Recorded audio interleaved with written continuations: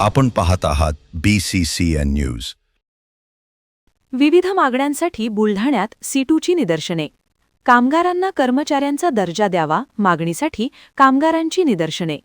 सरकारने नव्याने पारित केलेल्या 4 श्रमसंहितेच्या कायद्याविरोधात अखिल भारतीय स्तरावरील प्रमुख कामगार संघटनांनी भारत बंदची हाक दिली होती।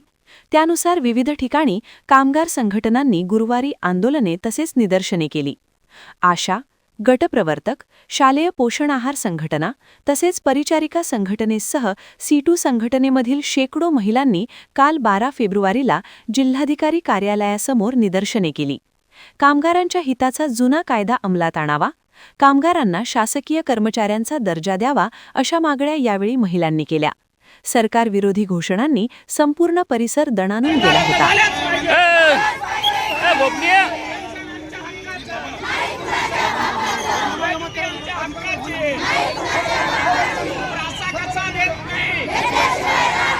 नवी मागणी आहे देशाच्या करोडो जनतेला जगण्याचा अधिकार देण्यासाठी असलेली जुनी आम्हाला ना मोबाईल देत, आम्हाला ना रिचार्ज देत, ना नेटवर्क देत, तरी म्हणतं सरकार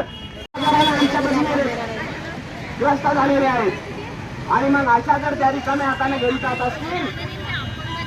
सरकारने जे 4 श्रमसंहिता लागू केलेल्या आहेत त्या रद्द करण्याबाबत आजचं आमचं हे आंदोलन आहे। आम्ही सरकारविरोधात लढू शकलो नाही पाहिजे, आमच्या अन्यायाविरुद्ध आम्ही हाक दिली नाही पाहिजे, यासाठी सरकार नेहमी आमच्यावर दबाव टाकते आणि असे कायदे काढण्याचा प्रयत्न करते।